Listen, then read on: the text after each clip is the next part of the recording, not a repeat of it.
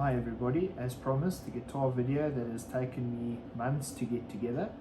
We're filming it tonight so that we can post it online, that you guys can finally see what the guitars look like. I'm very proud of my collection. It's taken me a couple of years to put it together. There are a couple of parts casters and there are a couple of very exclusive stuff. We won't be playing, we'll just be looking at some of the guitars and just talking about them. And I hope you guys enjoy. Please like and subscribe to the channel. Right, so here we've got a Telecaster. It's a parts caster. I had a couple of Telecasters. This one had an Iron Man airbrushed on it. I wasn't happy with the sound of it, so I took it to a friend of mine, Mitch Pearson from Pearson Guitars.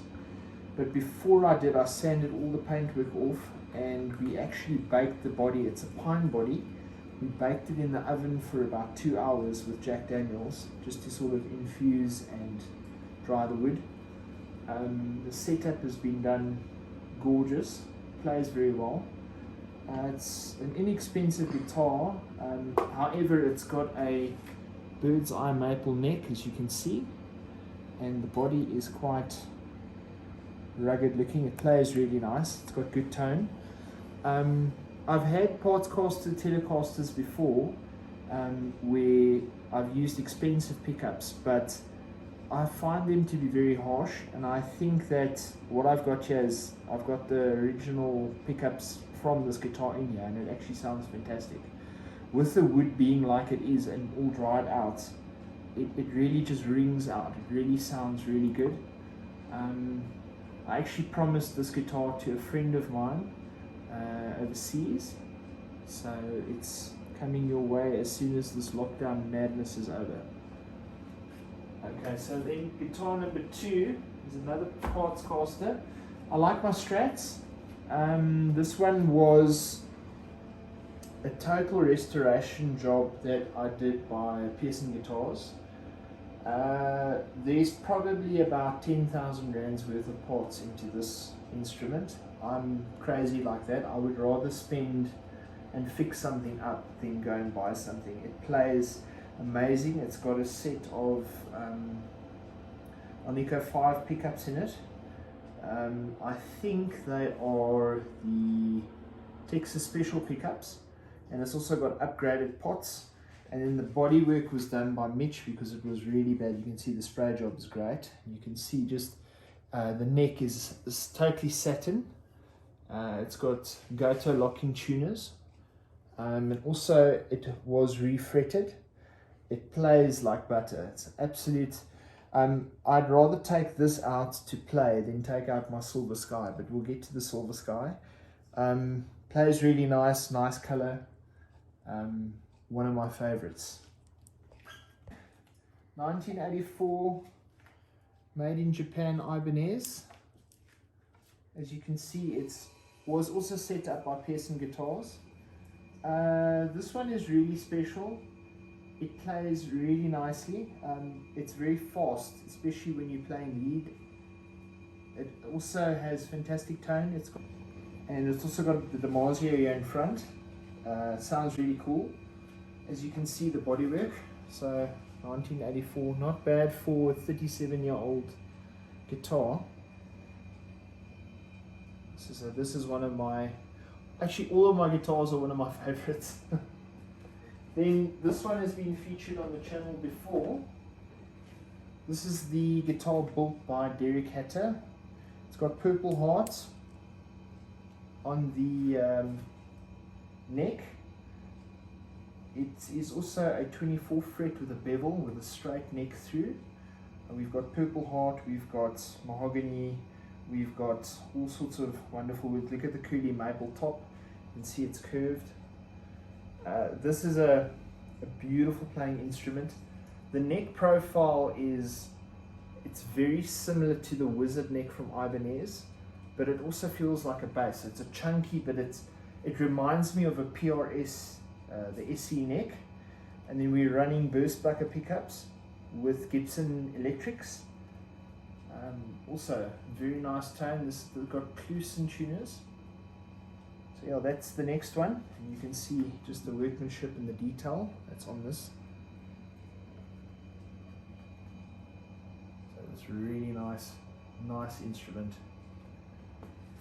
Then next up is another guitar that Derek had to build for me.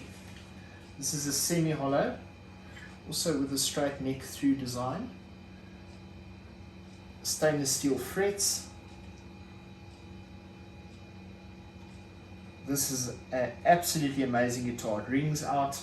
If I have to strum an E chord on this, it will literally ring for 2 minutes. It is so resonant. It's ridiculous. It's running a set of Neil Pincus's Rude pickups. They were specifically wound for this guitar. It's just, the workmanship on this is absolutely great. I'd like to just show the inside cavity so you can see it attaches with magnets, and you can see the pots. Everything is just neat, and it's such a well built instrument, and it's surprisingly light, despite the fact that it's got such chunky woods that we used. But a lot of detail went into this instrument. It's also one of my favorites, especially for playing sets. This guitar is great. It just has a very acoustic tone toward it when you play it. Right, we're going to go on to the acoustics next.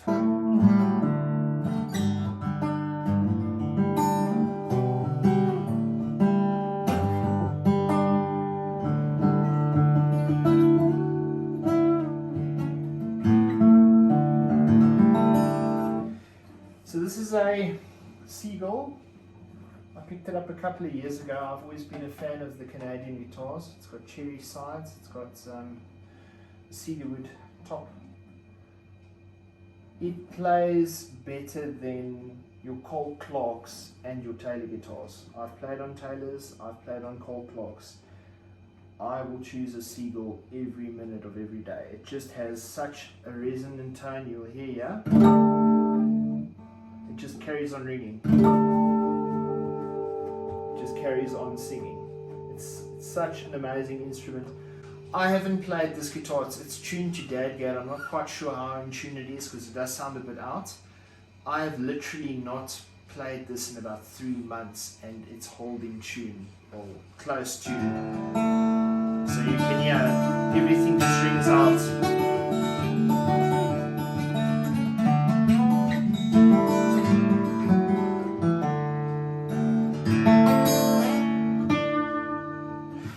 That's that one.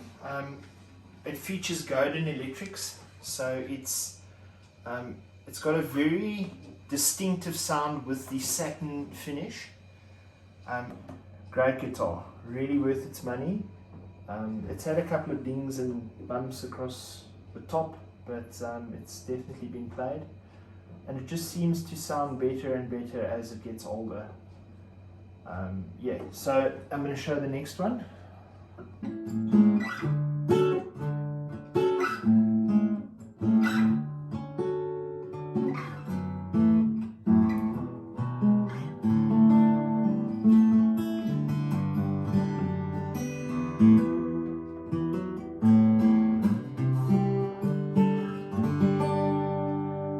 So this is a rustic finish Seagull. It's got a smaller body. Especially when you're playing live on the stage, it's much easier to handle than the big jumbo. You can also see it's, I'm trying to see the date that it came out. It's an early 2000 guitar, can you believe it? Also resonates, got the same electronics as the previous guitar. These guitars really are bang for buck. You cannot beat them. They just sound amazing. Even this one, it rings out as well. It just carries on ringing. I'm trying to kill it, but it just won't. It won't shut up. It just carries on ringing. And you'll also hear that the notes just rings out. You'll hear the sustain. It just carries on ringing.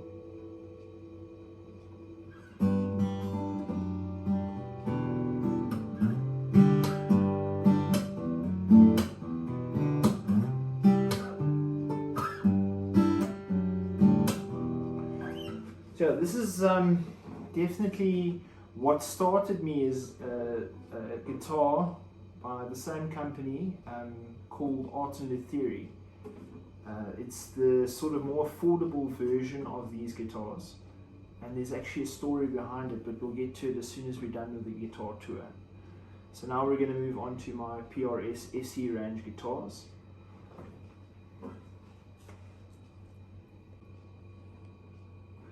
So I picked this up on Marketplace 2018. I'm not sure about the history of this, but I will tell you that Mr. Pearson helped me with the setup on this one as well.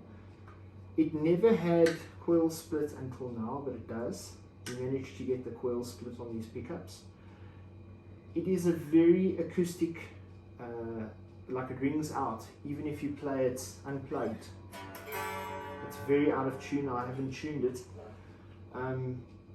But you can see the workmanship that Paul Reed Smith on his instruments, what they do. I mean, this is their affordable range of guitar, and even to the mere workman, the affordable is expensive. But you can see the quality of the craftsmanship that they use and they do. They are wizards. It's got a beautiful top. It's a laminated top. This isn't a maple top, this is laminated, but it really does sound great. This is still made at World Music Instruments Korea.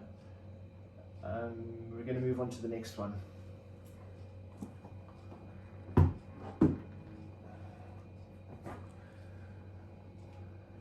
Okay, this is my 245. Back in 2016 I had an Ovation electric guitar that I swapped the guy on Marketplace for this. This one has had some work done as well. It also features a set of Neil Pincus's Rude pickups. It also has been set up by Mr. Pearson from Pearson Guitars. This one, if ever you've played on a Gibson Les Paul, it trumps it. It plays so good. It rings out nicely. This is 2007, 2008 guitar. As you can see, the back of this guitar has taken a couple of knocks and dents and dings along the years. But it's something that I'll never get rid of, because this started me on the PRS journey. I'm not sure if I mentioned it prior to this, but we've got coil splits, which makes it really tonally, it can compete with many other guitars. So on each pickup selection, whether you select the bridge or the neck, you can split the coils independently or together. So it gives a lot of tonal options or advantages that the new PRS guitars have got. Mitch, you did a fantastic job with this one. This one really plays nicely, and the finish is great. The finish is absolutely beautiful. Right, then the final guitar in the SE lineup is my Custom 24. Looks like it's a 3-piece mahogany at the back, same as all the other SE models. The only thing that I do not like about this is the neck is not satin, so it sticks when you play. This one has got a set of PRS Dragon, out of a Dragon guitar pickups. The pickups on this one cost me about, I think, eight grand or 9 grand. It's also got upgraded pots. Tonally, this thing, it really does sing. It's great for playing lead. It really cuts through the mix. A buddy of mine, Stefan, has been nagging me to sell this, but I'm not going to. Also a great guitar, and yes, Mitch set this one up as well. Plays fantastic. So here we come to the more high-end sort of stuff. Yes, it's a S2 It's not as high end as the core models or the CE models, but that is a beautiful piece of wood. It's a satin finish. It's a standard, so it's a 22. It's got locking tuners. This one also rings out. It rings out. If you thought the SE models were great, the S2s, there's just something, because they use the similar pick, or the same pickups as the SEs, but the body, the wood just rings out a lot better. It's such a beautiful guitar. This is one of my favorites to play. Hands down, I always go to this. You can see from the neck as well, and the wood. It's got a couple of scratches and dings, but anything that is loved will have that. It really just rings out, this guitar. I'm not sure if it's in tune. No, definitely not. But it definitely does ring out. Also has the coil splits. Just a great guitar. I actually want to do a video where I'm playing this so that you guys can hear it tonally. As I said, I haven't had the time or the feel to play lately because of work. This is one of my favorites, this one right here. Okay, now we're going to move on to the creme de la creme of my collection. I'm very proud of this. Anybody who knows me knows that I'm a huge fan of Mr. John Mayer, and so much so that I have one of his guitars. This is the Silver Sky. Still got plastic on the pick guard. Mr. Pearson did a setup on this for me as well.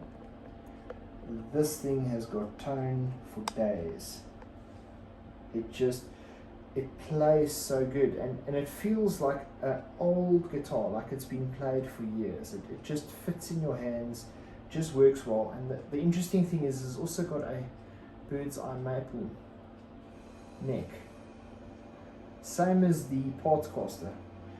Anyway, this I got in 2018 that I got it, and I'm especially proud of this.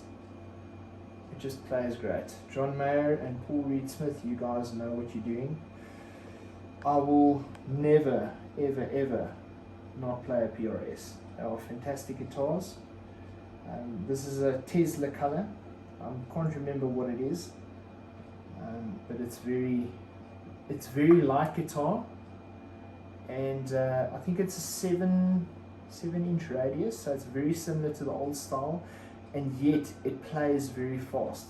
The higher your radius is, the flatter it is, and yet this one is curved, and it just rings out. A lot of times with the Strats, you'll find that the pickups are very ice picky and harsh when you play it.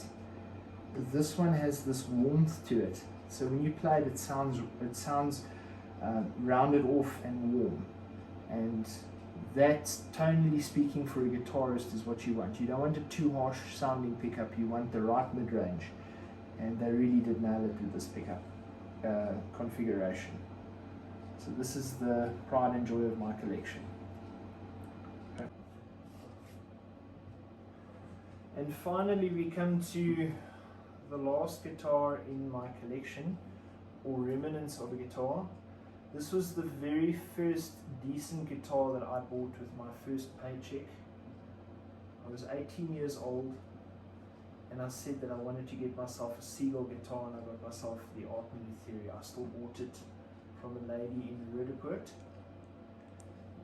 This was a fantastic, it leaps and bounds compared to the other guitars. It's taken a lot of damage over the years. I had one of the cleaning ladies when I was way younger. She wiped it down and it reacted with the satin finish, so it took all the paint off of this guitar. So now we're in the process of getting it restored. There's a lot of work here, but I don't want to leave it and just forget about it, because it's very sentimental to me, and we will probably be going through this process. It has been spray painted.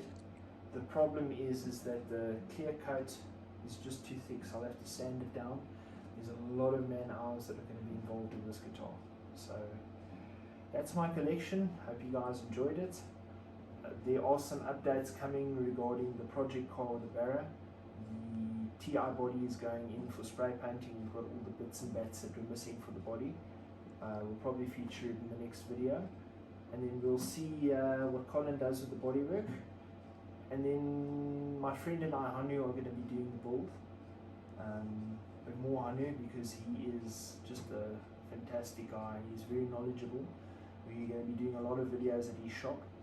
He's going to be doing the fabrication work for me because firstly I don't have the time to commit to a build. Secondly, financially speaking, I have to raise the money to do it because I'm not sponsored, so everything comes out of my pocket. Yes, and other than that, you guys need to let me know what you want to see more of. I appreciate you tuning in, and I hope that you guys have a fantastic week.